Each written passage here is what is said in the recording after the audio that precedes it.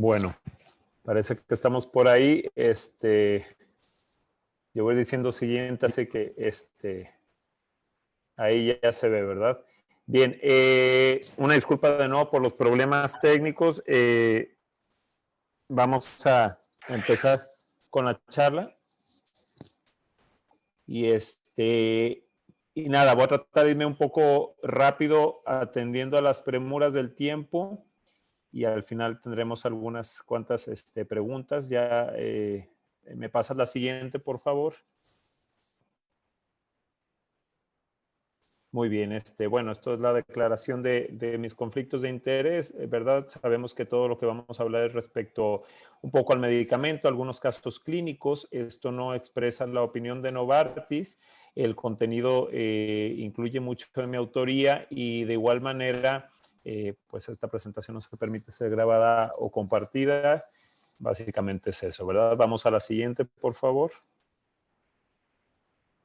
Bien. Siempre que hablamos de esclerosis múltiple, la pregunta que viene es ¿cuáles son los objetivos del tratamiento? ¿Verdad? Tenemos los objetivos clínicos y los objetivos de los biomarcadores. Los objetivos clínicos básicamente es lo más importante, prevenir recaídas, maximizar la recuperación de nuestros pacientes de cada una de estas recaídas y evitar que haya una progresión o adquisición de discapacidad de nuestro paciente. Finalmente frenar esa progresión dependiente de recaídas o esa progresión que en muchos casos es independiente de estas recaídas. En cuanto a los objetivos de los biomarcadores, el más común de ellos o el más importante puede ser la resonancia magnética, ¿verdad? Donde lo que buscamos es prevenir que nuestro paciente tenga nuevas lesiones activas o captantes de contraste, que tenga nuevas lesiones T2, ¿verdad? Lesiones hiperintensas en T2 o FLAIR, o que tenga estas mismas lesiones que crezcan de tamaño. De igual manera, un nuevo concepto que ya se ha adquirido en los últimos años es la prevención de la atrofia cerebral, prevenir la pérdida de volumen cerebral. Y dentro de otros biomarcadores tenemos evitar, ¿verdad?, que haya un aumento en los niveles de neurofilamento, el light chain neurofilament, que es uno de los biomarcadores que se han descubierto. Pasa la siguiente, por favor.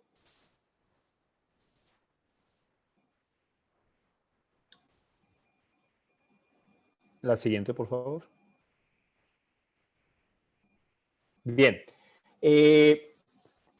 Siempre nos preguntamos en qué momento utilizar los medicamentos de alta eficacia y antes la tendencia era hacerlo de una manera más conservadora, como vemos en este paper publicado por Daniel Ontaneda de Cleveland Clinic.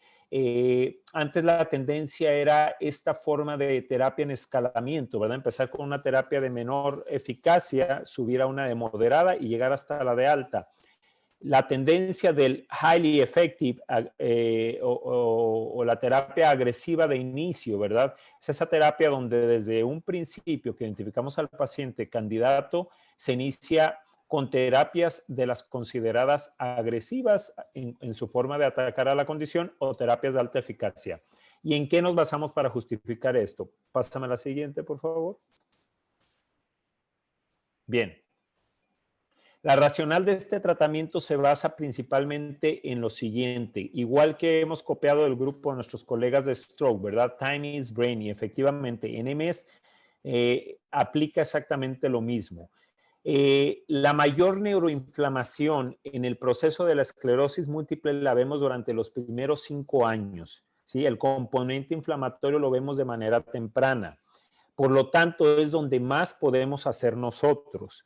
Ya se ha identificado a través de varios estudios en pacientes con esclerosis múltiple que el inicio temprano de tratamiento previene la conversión del paciente del síndrome clínico aislado hacia esclerosis múltiple clínicamente definida. Y el que ya tiene esclerosis múltiple remitente recurrente, la prevención hacia la progresión hacia la fase secundaria progresiva. ¿Ok? Es importante y vemos esta tabla aquí abajo donde pueden ver en la gráfica en azul los pacientes que iniciaron la terapia agresiva de manera temprana, a menos de 2 años de que fueron diagnosticados, inicia terapia de alta eficacia versus los que fueron en la línea roja que iniciaron de manera tardía hasta 4 años después de diagnosticados con las terapias de alta eficacia.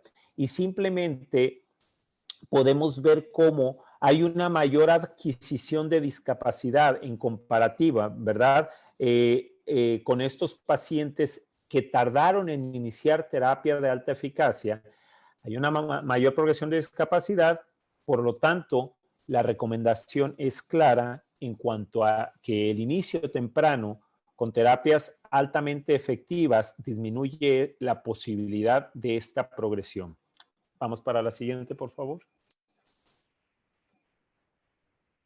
Bien. Cuando hablamos de terapia de alta eficacia, simplemente nos referimos a utilizar los medicamentos más efectivos de manera temprana. Siempre tenemos que balancear el riesgo versus beneficio, ¿verdad? El riesgo de estas terapias llamadas agresivas, ¿verdad? Que todas pueden tener algún efecto adverso como riesgo, pero poner en ese balance el riesgo de que nuestro paciente progrese en discapacidad y que tenga una enfermedad altamente agresiva. Tenemos que considerar, ¿verdad? Estas mismas terapias nos ofrecen la ventaja de atacar de manera temprana el proceso neuroinflamatorio de la condición, que ya lo vimos, es de manera más temprana, ¿verdad? Sí, puede haber un riesgo probablemente mayor que otras de las terapias de primera línea, pero es mayor el beneficio en frenar a la condición. Pásame la siguiente, por favor. Bien. Hablar de ofatumumab es hablar de un medicamento monoclonal, ¿verdad? Un anticuerpo monoclonal humanizado dirigido contra el antígeno CD20. Va dirigido contra uno de los epítopes que se comparte junto con otras moléculas anti-CD20, como podemos ver rituximab en los circulitos naranjas, ¿verdad? O con ocrelizumab. De igual manera con ublituximab, que sabemos que es un medicamento también utilizado para este tipo de condiciones, ¿verdad? Y hay un overlapping también en estos epítopes. Pero ofatumumab, al ser humanizado, ¿verdad? Simplemente se enfoca en estos que expresan, ¿verdad? El antígeno CD20 provoca una depresión de esta línea de células y por lo tanto, como consecuencia, disminuye el efecto que pueden causar estas células en el proceso inflamatorio de la esclerosis múltiple, que por ende nos va a disminuir la probabilidad de tener nuevas recaídas, la probabilidad de tener nuevas lesiones inflamatorias o que las que ya están crezcan de tamaño. ¿Ok? Siguiente, por favor. Bien. Siempre que nosotros hablamos de nuevos medicamentos, lo que nos interesa saber es qué ha pasado con este medicamento. Me presentan la data de los estudios clínicos, pero ¿qué ha pasado a largo plazo? ¿Qué pasó con esos pacientes que salieron de los ensayos clínicos, de los estudios pivote y entonces continuaron en este medicamento? ¿Cómo les va a estos pacientes? ¿Realmente se puede replicar los resultados presentados en los estudios pivote a largo plazo? Pues esto es precisamente lo que vamos a presentar de ofatumumab, ¿verdad? Un estudio de seguimiento a más de 3.5 años con pacientes que han estado en la terapia de ofatumumab. ¿Me pasa la siguiente, por favor? Bien. Básicamente, lo que se busca, ¿verdad?, es evaluar la data de seguridad y de tolerancia. Se evalúa el porcentaje de pacientes que tuvieron un efecto adverso, los que tuvieron efectos adversos serios o los que son efectos adversos catalogados entre escala 3 o 4. Pacientes que tuvieron algún efecto adverso que los llevó a descontinuar la terapia.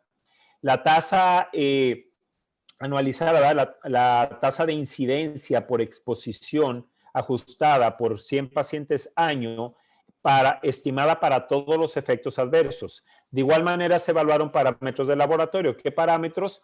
¿Cuántos de estos pacientes tuvieron una depresión en sus niveles de inmunoglobulina, sobre todo IgG e IgM?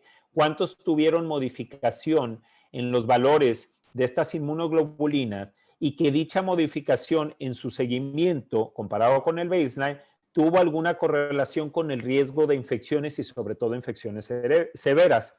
Y cuando nos pasamos a esa evaluación de infecciones severas, ¿verdad? A mí, de la época de COVID, pues cuántos de estos pacientes desarrollaron algún tipo de infección oportunista cuántos tuvieron COVID independientemente de la vacunación y cuál fue su desenlace. Y finalmente, algo que es importante con todos estos medicamentos de alta eficacia, la tasa de riesgo de desarrollar algún tipo de malignidad. Pásame la siguiente, por favor. Bien, cuando nos enfocamos, como todos sabemos en el mundo de la inmunología, ¿verdad? Hablar de los linfocitos B, de las células plasmáticas, es hablar de células que van a expresar o van a, entre sus funciones, a tener la producción de anticuerpos. Por eso es la importancia, ¿verdad? ¿Por qué? Vamos a evaluar cómo están esos anticuerpos en los pacientes, las inmunoglobulinas en pacientes que están en estas terapias anti-CD20, porque puede haber un riesgo de disminución a la larga después de que iniciamos estas terapias. Y lo que pudimos ver realmente, tenemos que recordar algo. Estos pacientes vienen de los estudios pivote, que son el estudio Asclepios 1 y 2, donde se comparó ofatumumab contra un medicamento ya disponible para esclerosis múltiple, que es el teriflunomide, donde podemos ver que en la línea roja se considera a los pacientes que estaban en el brazo de teriflunomide, en la línea azul los pacientes que desde un principio estaban en ofatumumab, y que por ende, cuando se termina la fase del estudio clínico, se les ofrece a los pacientes entrar al estudio de extensión, ¿verdad? Al IFIOS, donde los pacientes que estaban en ofatumumab continuaban en ofatumumab, los que estaban en el medicamento comparador teriflunomide cambiaron a ofatumumab. Aquí lo interesante en la primera gráfica es ver que los niveles de inmunoglobulina, aunque tuvieron una pequeña depresión en la curva, ¿verdad? Permanecieron estables, sobre todo los que desde el principio estaban en ofatumumab. Los pacientes que estaban en un principio en teriflunomide bajaron esos niveles de IgG y después volvieron a aumentar una vez que empezaron en ofatumumab, ¿verdad? Básicamente se mantuvo estable casi en un 98% de los pacientes que estaban en ofatumumab. Entonces, cuando vemos la tabla para lo que concierne a los niveles de IgM, sí pudimos ver que hubo una caída en ese pico de los niveles de IgM para ambos grupos, pero que finalmente, ¿verdad? Lo más importante fue que los niveles, aunque disminuyeron de IgM para ambos grupos, incluso mantuvieron esta tendencia a la baja una vez cambiados a ofatumumab, nunca sobrepasaron los rangos en estas líneas verdes por debajo de 0.4, que son los rangos del límite normal bajo. Finalmente, lo más importante es que no existe una asociación entre la depresión o los niveles bajos, sobre todo de IgM de estos pacientes, con el riesgo de infecciones severas. Pásame a la siguiente, por favor. Bien, entonces cuando hablamos de la depresión de linfocitos, ¿verdad? Aunque vimos de inicio una caída transitoria de los linfocitos, sobre todo para ambos grupos a un principio, ¿verdad? En ofatumumab y teriflunomide, ¿verdad? Esos linfocitos, aunque tuvieron una caída, sobre todo para la semana 4, volvieron a mantener una estabilidad sin caer más allá de niveles normales bajos, ¿verdad? Cuando nos enfocamos al grupo o a lo que son los niveles de neutrófilos, mientras vimos una caída en esa curva del nivel de neutrófilos para teriflunomide, que después se recuperó cuando cambiaron al brazo en el switching period, al brazo de ofatumumab, para el grupo que desde un principio en ofatumumab estuvo en el mismo tratamiento y continuó en el mismo, básicamente vimos una estabilidad y no hubo cambios en los niveles de neutrófilos. Y finalmente, de igual manera, no hubo una correlación entre niveles bajos de linfocitos o neutrófilos con el riesgo de infecciones severas. Pásame el siguiente, por favor. Bien. Entonces, hablando de COVID, sabemos que este es el tema de moda, el tema de importancia, ¿verdad? Afortunadamente, aunque hubo, como era de esperarse, 245 casos hasta septiembre 25 del 2021 de 1,703 pacientes, prácticamente 91% de los casos fueron considerados de leve a moderados. Es decir, 90% fueron no severos. 98% de los pacientes se recuperaron. Solamente hubo 2 fatalidades, ¿verdad? Y de esas fatalidades cabe mencionar que 2 de esos pacientes no estaban vacunados y tenían además algún tipo de comorbilidad. Lo importante también es mencionar que 83% de los pacientes no requirieron de descontinuar el medicamento mientras estuvieron padeciendo la infección por COVID-19 y no hubo pacientes que tuvieran reinfección por COVID hasta esta fecha. Pásame el siguiente, por favor. Bien. Hablábamos también del riesgo de malignidades con estos medicamentos, siempre nos preocupa, ¿verdad? Más porque con otros anti-CD20 también se ha hablado de este tema. Y básicamente lo que pudimos ver, ¿verdad? Comparado con la población general, el riesgo no era mayor. Hubo 17 pacientes que tuvieron algún tipo de malignidad. Realmente lo que hay que mencionar es que el único que fue o pudo tener réplica fue los de basal cell carcinoma, que sabemos que es muy común, que hubo 4 casos, 2 de carcinoma invasivo de seno, y el resto fueron casos aislados diferentes, ¿verdad? Desde squamous cell carcinoma, papiloma renal, pero básicamente el riesgo, la tasa de incidencia asociada a exposición fue mínimo, ¿verdad? Y para el año 4 se mantuvo en un punto 18, que realmente es bajo comparado con el riesgo establecido de la población general. Siguiente, por favor. Bien. En conclusión de la data de este estudio, lo que podemos comentar es lo siguiente, ¿verdad? Basado en un seguimiento, una data de seguimiento a 4 años, lo que nos interesa es la seguridad del medicamento, ¿verdad? Y la seguridad y definitivo la eficacia. Lo que nos importa es la seguridad, la tasa de eventos adversos y de eventos adversos serios no hizo diferencia en comparación con los resultados del estudio fase 3 de las Asclepios 1 y 2. La tasa de infecciones serias permaneció estable y no aumentó en comparación con dichos estudios pivote. De igual manera, el riesgo de infecciones severas y sobre todo considerando COVID no fue mayor que el de la población general. Los niveles de inmunoglobulina G permanecieron estables y aunque los niveles de IgM bajaron, no bajaron más allá del límite normal bajo, ni tuvieron una asociación con riesgo de infecciones severas. Ya hablamos también de que los linfocitos y neutrófilos permanecieron realmente estables a 4 años. Ya mencionamos lo de los casos de COVID, que solamente un porcentaje muy bajo, ¿verdad? Que fue el 1.5% de los pacientes que estaban completamente vacunados, tuvieron alguna complicación y la mayoría de los pacientes, que un 98%, se recuperaron casi a la totalidad. Finalmente, lo de la malignidad que acabamos de mencionar, podemos darnos cuenta que la tasa o el riesgo de malignidad es realmente baja con el uso, incluso demostrado a 4 años del medicamento. Como lo mencionamos, el hecho de tener seguridad en el tema de disminuir o de no incrementar el riesgo de nuestros pacientes a efectos adversos, ¿sí? Nos da la comodidad de poder poner ese balance del gran beneficio que tenemos del uso de una terapia de alto riesgo. Vamos a pasar entonces a unos casos clínicos que vamos a ver muy rápido para no quitarles más de su tiempo. Si me puedes pasar el siguiente. Bien, siguiente también, por favor. Estos casos clínicos son pacientes míos. Vamos a empezar con este, que es una fémina de 38 años de edad, cuyo síntoma inicial fue 3 años previo a que nosotros la viéramos en nuestro centro, con pérdida de sensación en extremidades inferiores, que le dijeron que eso pudiese ser una radiculopatía. 6 meses previos a que viniera con nosotros, un neurooftalmólogo la diagnostica con una neuritis óptica, pero ella esperó a evaluarse.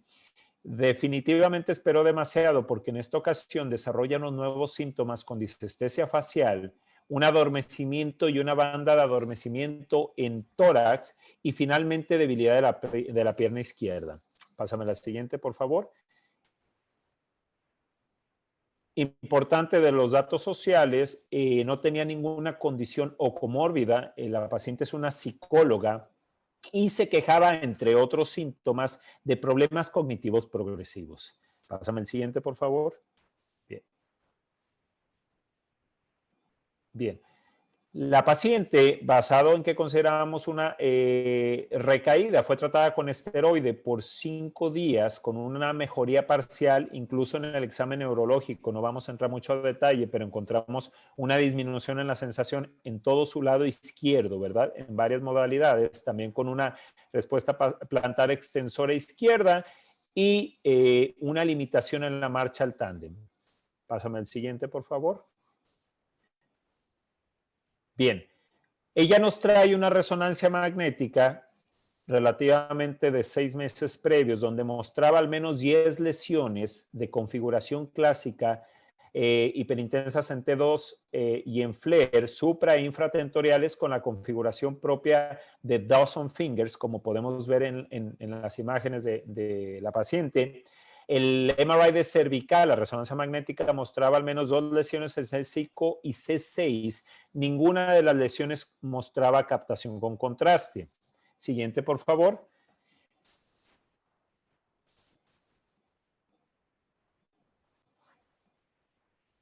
La paciente, junto con nosotros, tomamos la decisión y discutimos algunas terapias moduladoras, entre ellas los moduladores de receptores de esfingosina 1-fosfato. Se solicita todo el workup, todos los laboratorios para diferenciales, se le inicia manejo sintomático, terapia física ocupacional y se solicitan una nueva resonancia magnética, ya que esta era previa a los síntomas que mencionábamos y tenía más de 6 meses. Se la actualizamos, pasamos a la siguiente.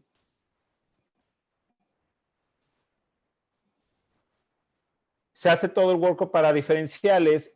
Para mala suerte, la paciente, como estaba considerada para modulador de esfingosina 1-fosfato, resulta ser negativa para anticuerpos contra varicela. Como ustedes lo saben, estos pacientes hay que vacunarlos. Lastimosamente, la vacuna requiere de poner una dosis ahora, una dosis o refuerzo a las 4 semanas, y no es hasta 4 semanas después de esa segunda dosis que podemos iniciar el tratamiento. Así que así lo hacemos, le dijimos, te vamos a vacunar. Pásame la siguiente, por favor.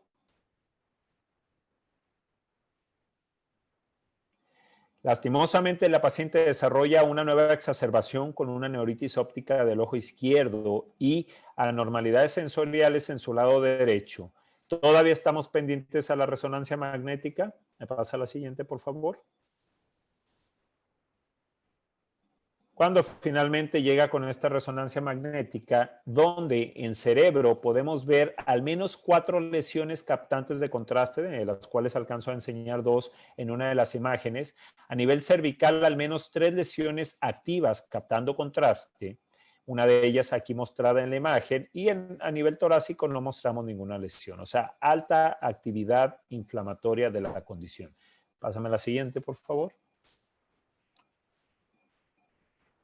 Bien, obviamente al ver tanta inflamación en esta paciente, consideramos y discutimos terapias de alta eficacia. Se solicita todo el workup para laboratorios y se inicia la terapia física. Pásame a la siguiente. Se preguntarán, ¿verdad? Bueno, ¿por qué fuimos en directo a Kesimpta? Se consideraron terapias por infusión. Teníamos estas 3 opciones principales, ¿verdad? Natalizumab, ocrelizumab, Kesimpta. Cabe mencionar que la paciente vive en una isla pequeña cercana aquí a Puerto Rico, ¿verdad? Y la logística se le complicaba mucho en cuanto a lo de infusiones. La mejor opción para ella definitivo era Kesimpta. Se inicia 20 miligramos subcutáneos cada 4 semanas.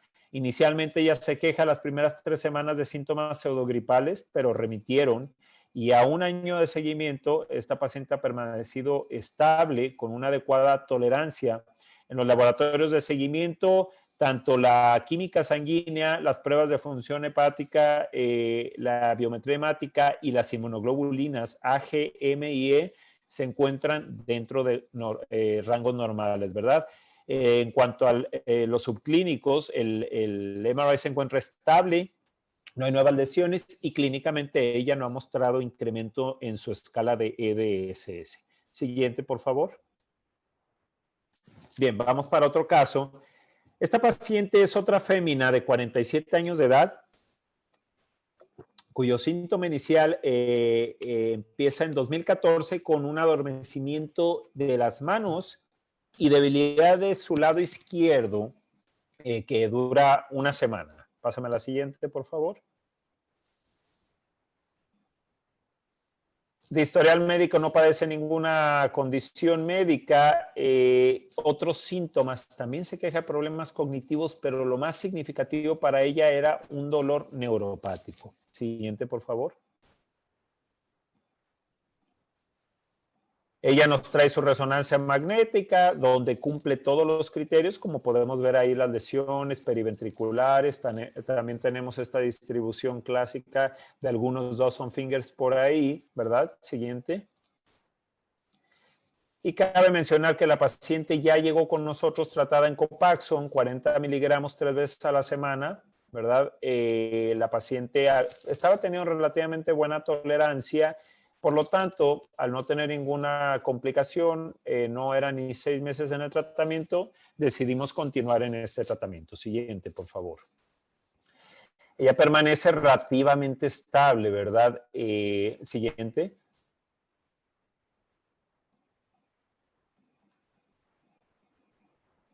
Otra. Perdóname porque puse demasiada animación en las diapositivas.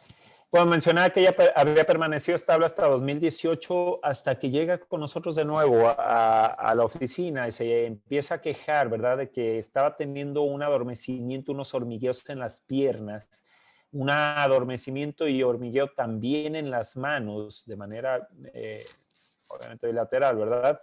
Y cierta debilidad que no tenía ella previamente. Siguiente. Bueno, ya les puedo mostrar la imagen por ahí, ¿verdad? Que se hace el MRI de cordón, donde podemos ver 2 nuevas lesiones que no estaban presentes. Pásame a la siguiente. Basado en esto, decidimos que era momento de hacer cambio de medicamento a algo de segunda línea, ¿verdad? Por lo tanto, la iniciamos en dimetilfumarato, 240 miligramos 2 veces al día. Siguiente, por favor. También se le inicia manejo sintomático con Cymbalta para el dolor neuropático con una relativamente buena respuesta. Siguiente, por favor. Otra. Una más, por favor. Bien. La paciente realmente toleraba el medicamento, le daba un flushing ocasional, pero ¿qué pasa? Siguiente, por favor.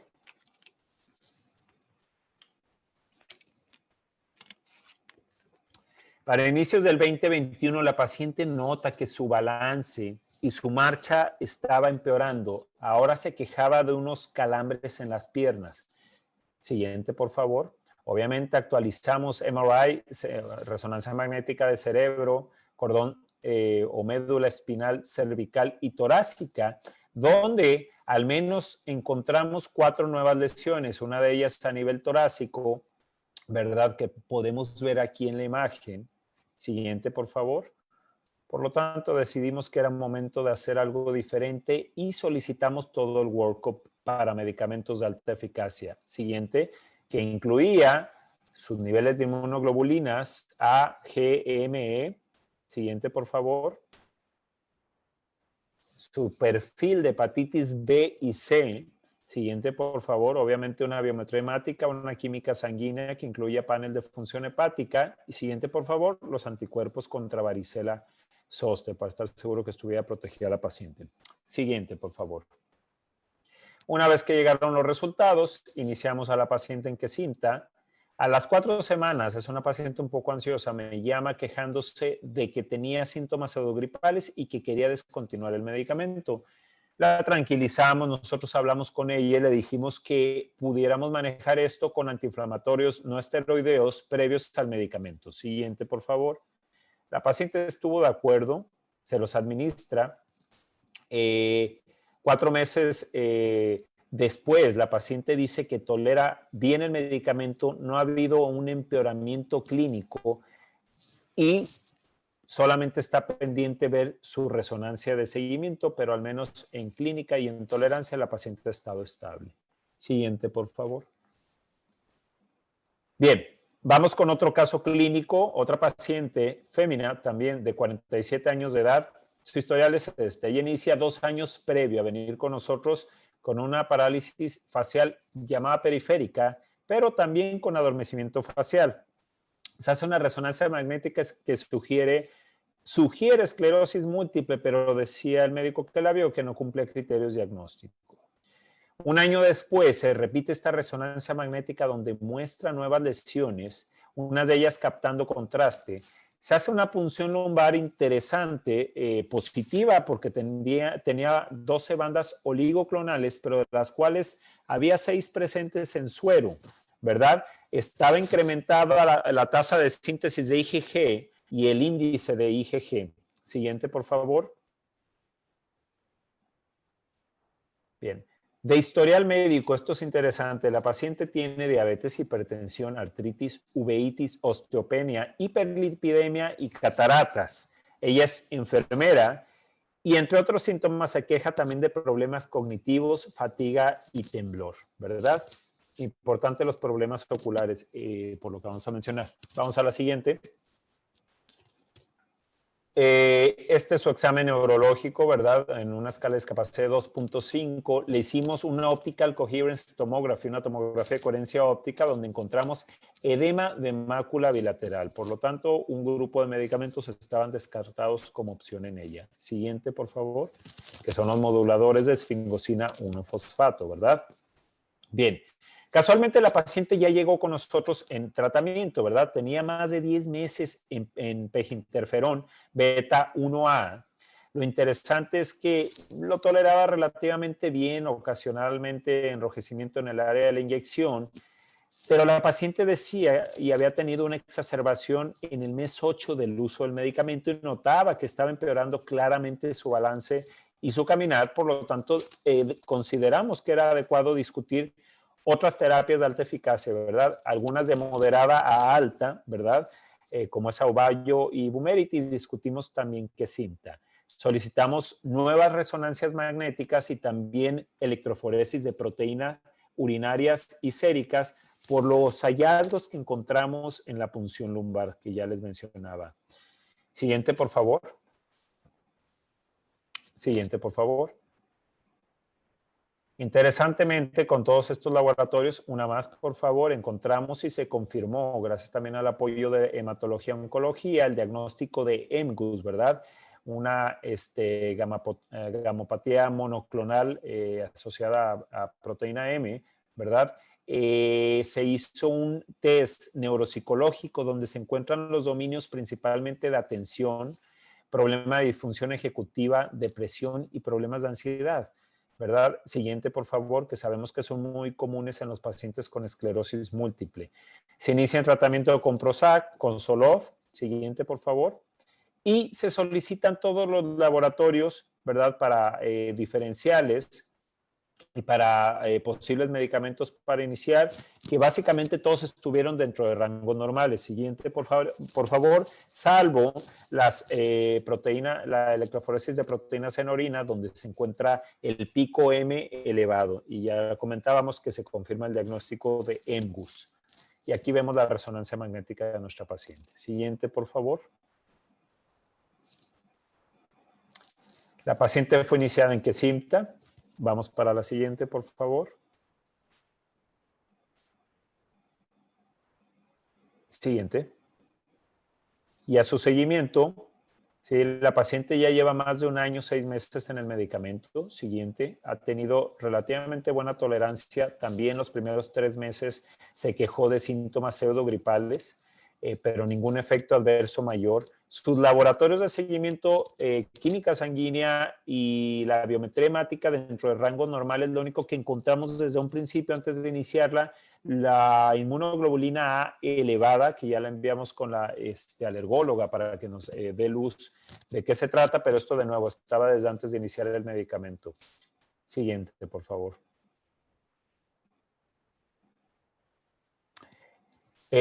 Una cuestión interesante, que no todos los pacientes lo reportan, pero ella lo reporta. Lo único que sí encuentra la paciente es que siente esta sensación de que se le acaba el efecto ¿verdad? Del medicamento, y es un efecto subjetivo, porque es simplemente que ella siente que ya necesita la próxima dosis a las 3 semanas, sabiendo que le toca a las 4 semanas, a las 3 semanas ella siente que ya necesita su siguiente inyección, que es solamente para comentar de esta paciente. Siguiente, por favor.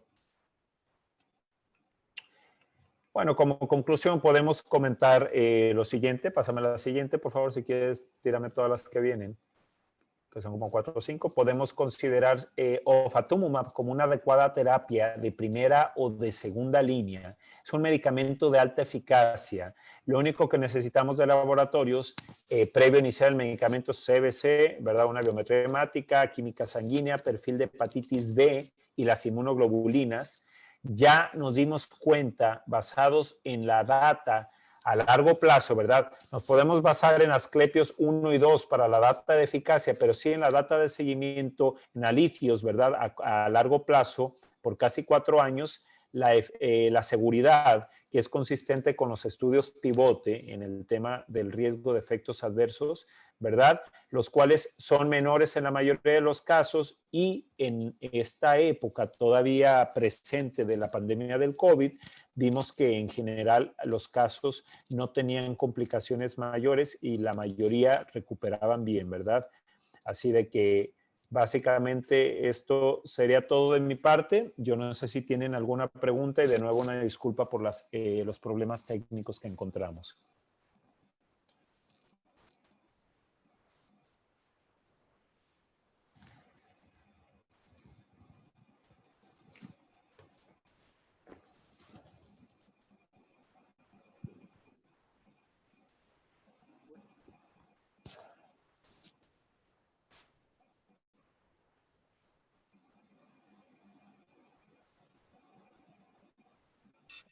Preguntas, preguntas, preguntas,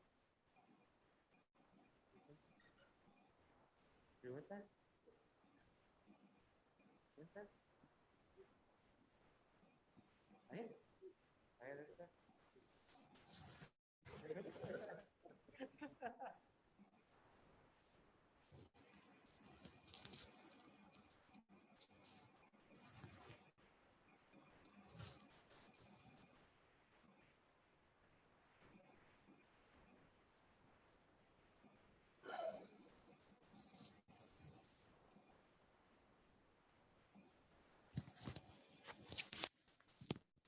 Buenas noches, doctor.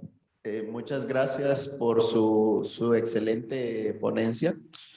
Es realmente para nosotros un placer tenerlo formando parte de los ponentes para nuestro congreso. Tenemos una duda en cuanto al medicamento.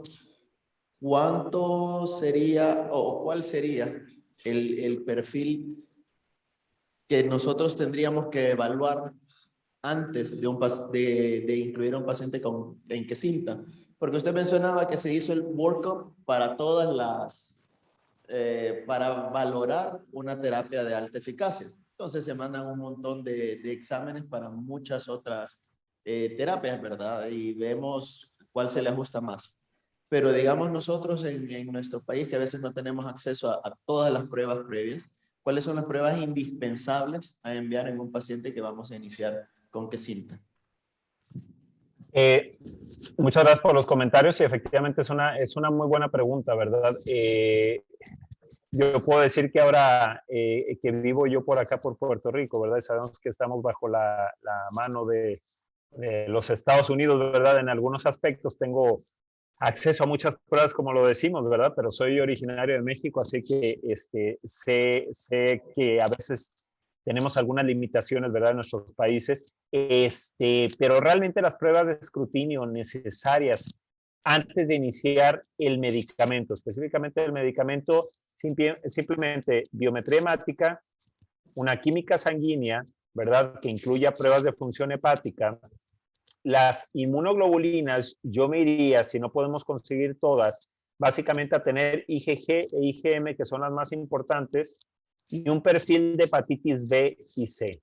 Yo siempre agrego, al menos yo personalmente, la parte de la varicela, los anticuerpos contra varicela, ¿verdad? Como único dato, pero básicamente con esto es el workup necesario para iniciar el medicamento. Ya hablar de los otros laboratorios que yo mencionaba son para básicamente los diferenciales en los casos de esclerosis múltiple, ¿verdad? Descartar dependiendo lo endémico de cada población, si es para sarcoidosis, Lyme disease, etcétera.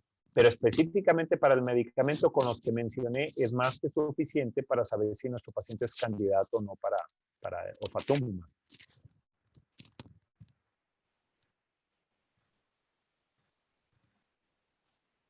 Espero haber respondido a la pregunta.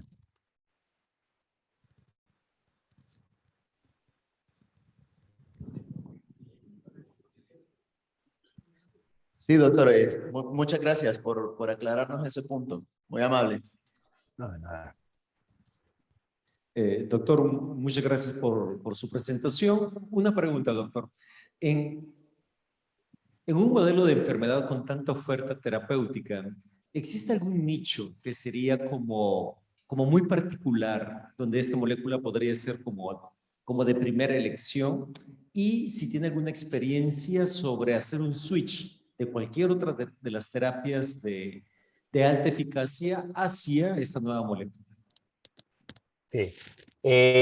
Definitivo esta pregunta es muy buena, ¿verdad? En cuanto a la situación que enfrentamos en este momento, ¿verdad?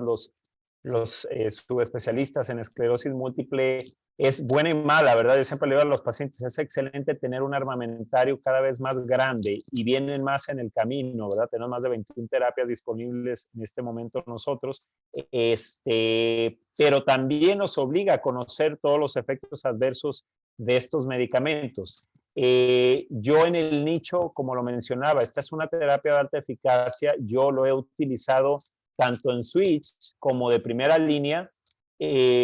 Casos específicamente, ¿verdad? Puedo hablar de casos que son altamente agresivos, altamente inflamatorios, que de inicio sé que tienen alguno de los marcadores llamados red flags, ¿verdad? Estas banderas rojas, puede ser una de mis terapias que utilice, como utilizaría natalizumab, como utilizaría ocrelizumab.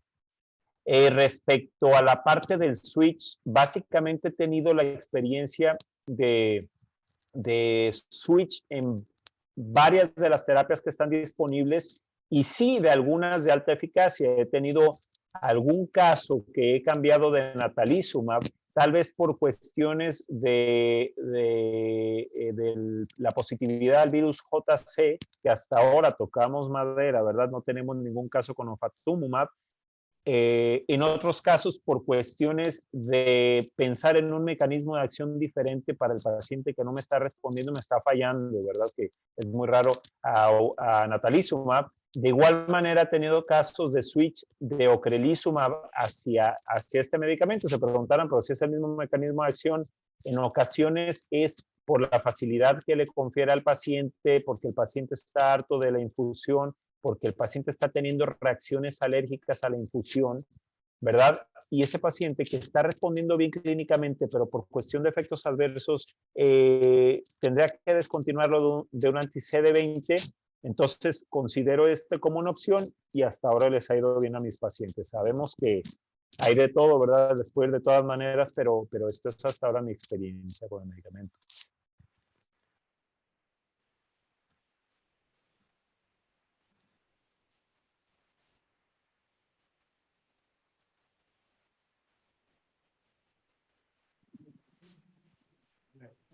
Muchas gracias, doctor.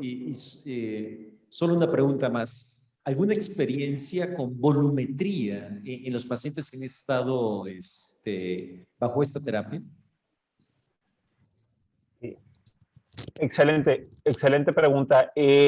Como ya lo comentábamos, ¿verdad? Ya tiene varios años que ha sido uno de los focos de todos los estudios clínicos, ¿verdad?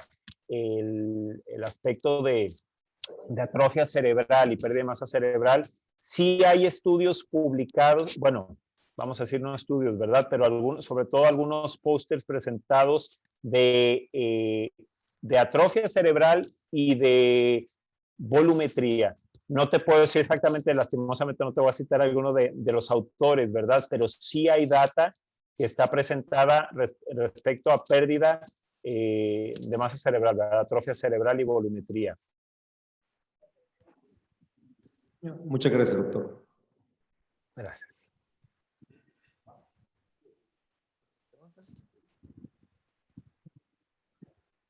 Bueno, doctor, al momento ya no hay más preguntas del Pleno.